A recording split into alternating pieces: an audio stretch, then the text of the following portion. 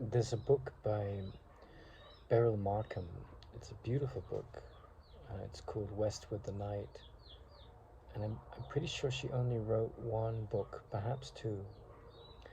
And she lived for a period of time in close proximity to Ernest Hemingway. And Ernest Hemingway wrote many books, but he said, I'm trying to be a writer, but Beryl Markham is a writer, whatever that means. But Beryl Markham was the first person um, to fly from Ireland to America. Like, the first person to fly across the Atlantic was Charles Lindbergh, but the first person to fly back was Beryl Markham. And she flies in this little plane. It takes her more than 20 hours. It's a long flight. I think quite a bit more than that. I can't recall. But there's a passage in it where she talks about the future of flight and how technology will come along and aeroplanes will get much bigger and much faster, and something will be lost in the improvement in the technology. The solitude and the joy of flying may get sort of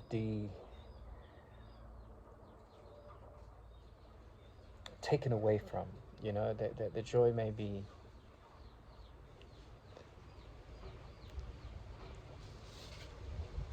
overcome with gadgetry.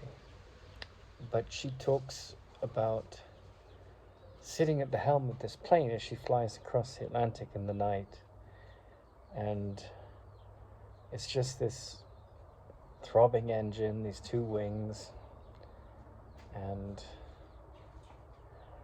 her alone in the vastness of the dark night. And I feel in that passage she really is giving us a metaphor for this supreme challenge that we all face, whether we do it consciously or unconsciously, but it's there in our consciousness. And rather than flying from Ireland to America or America to Ireland, the flight we're on is from loneliness to aloneness. And we often run away from loneliness. We fill our time with all kinds of distractions. And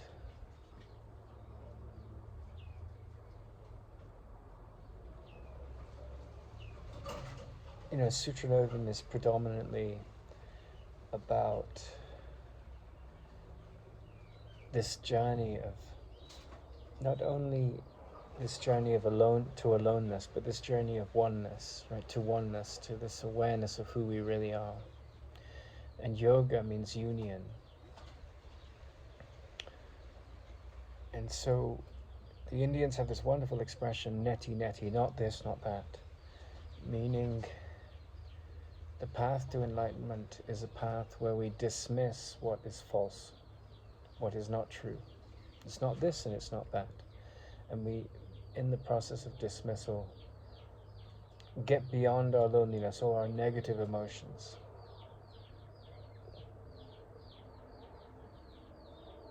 And in the Course in Miracles, which is also a big inspiration, not just yoga and Advaita Vedanta and the teachings of Ramana Maharshi, but there's a whole sort of stream of things that have inspired Sutra Novum as a channel, as a sort of focus. And in the Course in Miracles, we hear the line, "I will not value what is valueless." And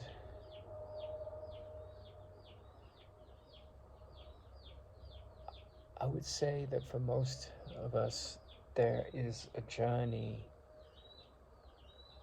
to be made, well, several journeys, and like each journey that we take, it's like crossing a desert or an ocean, or traversing a mountain.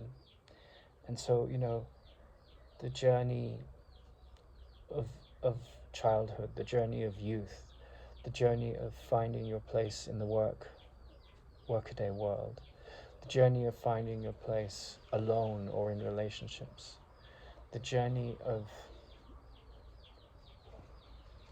looking into the story of your negative emotions, of your jealousy, of your envy, of your insecurity, of your fear, of your sadness. And I draw great strength in those very challenging journeys from the presence of those that have somehow triumphed over the trials that one is facing. Like the story of Krishnamurti, when his brother Nitya dies. For a week he was just, that was his one family member that he had to get him into his mid-20s, and then boom, gone. And they were so close. He didn't have a family outside of those who'd adopted him as a sort of a young child in his, when he was 8 to 9 to 10, the Theosophical Society came in and swept him up.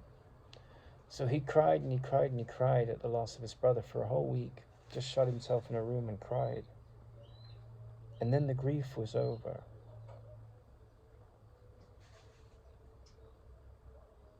And I think there's a certain beauty to that you have a love for someone or something or some situation, and then boom, it's gone. And it's a little bit like cleaning a window, it's like you clean the window of your response to that loss or that apparent loss. And you practice it, you go through a divorce, or you lose a friendship or over something small. Or, you witness everyday life, people wanting you to give them something, you wanting people to give you something. And you see the kind of grasping energy that's there in yourself and in others. And you don't judge it. But like, cleaning the window, you're dying to this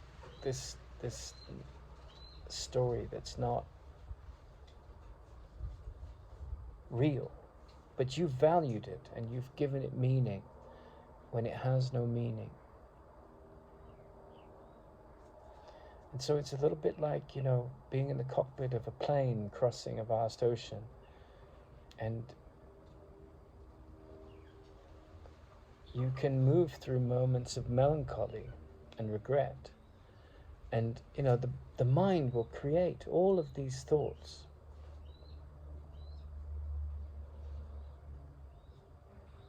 And I've seen it in monks in monasteries. I've seen it in business people. I've seen it in writers. I've seen it in successful people. And then you come across, you watch Krishnamurti in his last talk, and he knows he's going to die any moment, but there's no sorrow. There's no sorrow. There's no sense of life having some kind of loss to it. And when you see video footage of Ramana Maharshi, there's a human being that is so placid, and it's not put on, and he's not seeking followers, and he doesn't have a marketing plan, and he doesn't want anything, but he has complete trust, and everything is given. And so in a sense, it's ironic to sort of build this channel, because the channel is a voice piece for a journey that I am taking, in the sense that it is attached to my interests, and it's an expression of those interests. and a deepening of those interests.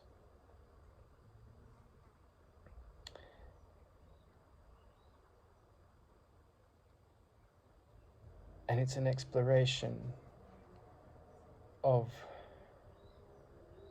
what I feel really matters. And alongside that, we're creating some products, you know, bags and t-shirts, and maybe in time books and an animation.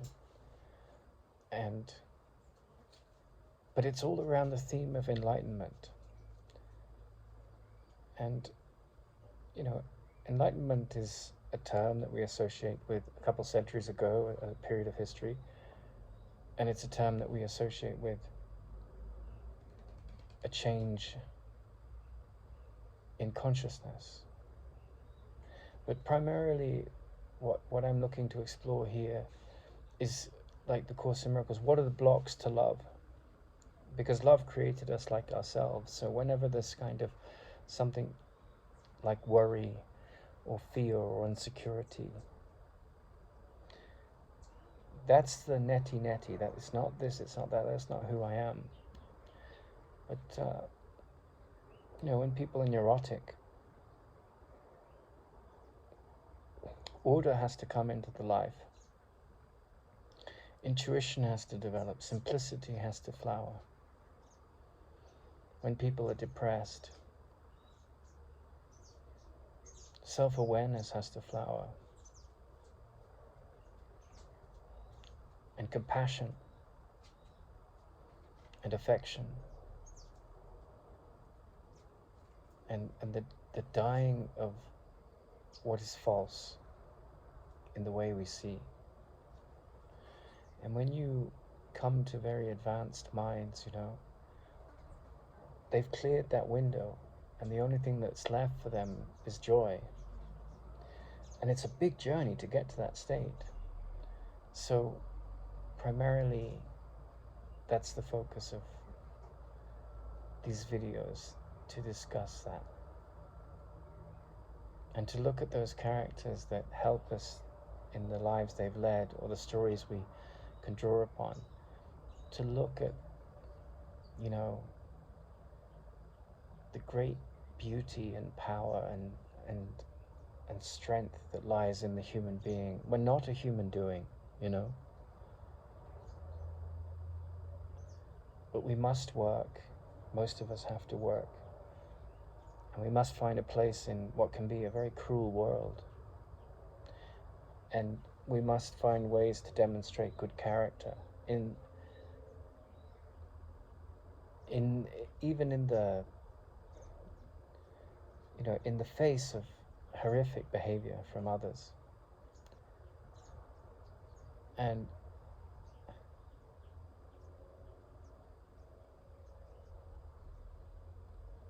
you know, I saw yesterday there was a knife attack in Australia, and there was a Frenchman that was applying for citizenship in Australia, and he helped stop the guy who was on the rampage to kill people with a knife. Like he held him in abeyance before the police took him out, and the Prime Minister gave him his citizenship. And you know, I was reading that article, and I was thinking about this line in the Course in Miracles, you know, my safety lies in my defenselessness. Now, that Frenchman acted from a loving place. He protected people from getting hurt by a man that had gone crazy in his head. And I was reflecting on how strange it must sound to many people, as it has to me many times, this line in the Course in Miracles, in my defenselessness, my safety lies. And basically what it means is that if we're all one and we're attacking and defending, then we're not embracing the truth of our nature. And so, you know, armies and military and lawyers and policemen, and at a certain level, they've never made any sense to me, because they're all about defending and attacking, and courts and judges. Now, of course, that makes sense in a world of contrasts and relativity. But at the absolute level, the journey of sanity, and we get the word saint from the word sanity, is to come to a place where the animalistic nature, the territorial and the insecure nature has been transcended. And I think this is a tremendously challenging journey for most of us because, we are raised to be American or French or British or Muslim or Christian. And so this identity comes, and then there's all of these clauses that we have to follow to fit into the rules of those systems.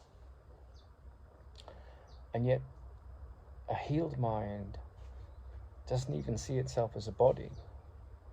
It's come to this profound state of peace. And so there is this journey. It's like we're not alone. But there is this journey, through loneliness to aloneness. There is this journey from the sense of separation to unified togetherness. There is this journey from fear to love. And it's a tremendously challenging journey, and everyone's on it. And many have no sensitivity to any of that. They just want their beer and their ball games and their attack thoughts and their defense thoughts and their accumulation of experience and pleasure and running away from pain. But at some point, in the way of things, you are brought to a very quiet, introspective space. And you have certain experiences which relate you to reality beyond the illusions of the physical story. And so temperance and tolerance are extremely important qualities in handling the blocks to the joy inside us. That's a bunch of frisky chickens.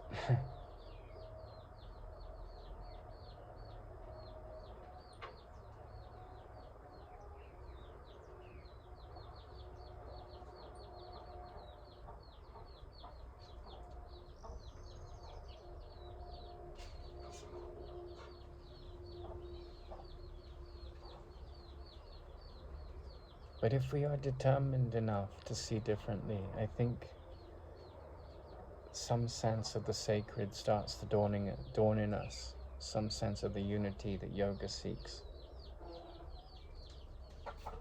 as a way of being and a way of seeing. Because the journey to self-awareness starts with changes in perception. And when they get concretized and mastered, then the state of knowing of our real nature starts to, it's like a ship that's sinking, it gets flooded by the ocean. It thinks it's separate from the ocean, and then at some point, some crack in the hull of the ship, a crack in the ego starts to let the water of spirit in, and we feel it as a threat because it's a challenge to how we've experienced life in the past.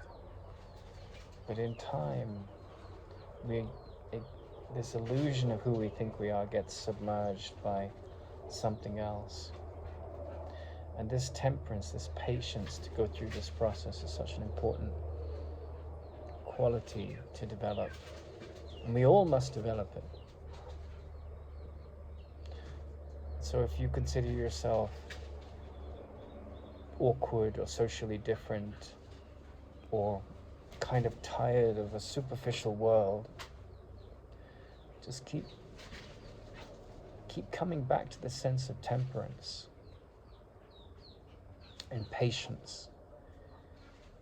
because love is very patient. And there's a very loving quality inside you and everyone that can see the love in another and bring that out, like like I used to do yoga in a jacuzzi in Los Angeles, and it's this practice of stretching, and the more I stretched, and the people that came to the jacuzzi, it was a public jacuzzi, they would start to stretch, and unconsciously, that's how the light works. And I think, when you go into those places like I am now, in a very sort of remote from the world and remote from people, and it's been a while, and I'm quite grateful for it in a way, but it also comes with its own challenges. But you go into those places of solitude, and you have to navigate out of the loneliness into the aloneness, and you have to navigate through some very tough ego thoughts, but with temperance and tolerance and patience, the joy comes up. But I think you have to have. My teacher used to say, dissatisfaction with everything is your greatest gift.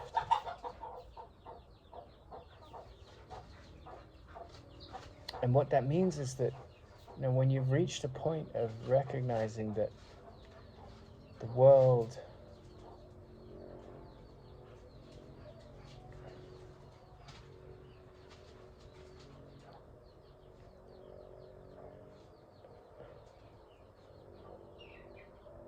in a sense is not your home.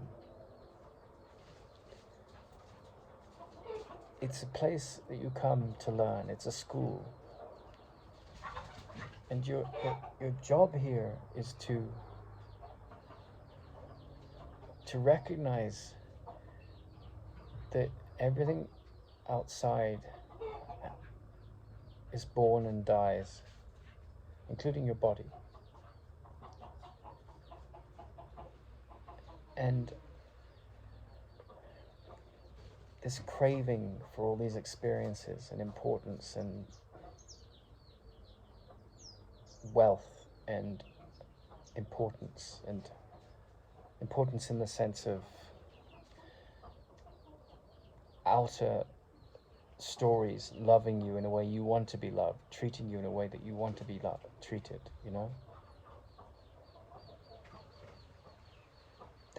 that this insecurity that fuels that whole juggernaut of a vehicle in your mind, to uproot it takes ego-like devotion to a prey that is designed to do its very best to escape that kind of attention. Meaning, there's a part of you, the spirit in you, that is looking to catch this ego and gobble it down and transform it into who you are. But the ego wants to get away. It's like this very skillful rabbit that will find all the... It's more like a chameleon rabbit, because it's constantly changing. But if you spend some time with monks, their lives are very simple. And that's why I feel that, everyone is sort of a monk in a way, because they have to find that simplicity. Because otherwise their aversion and their attachments and their judgments will always come with a sorrowful shadow. So your job here is to see through the things that promise happiness,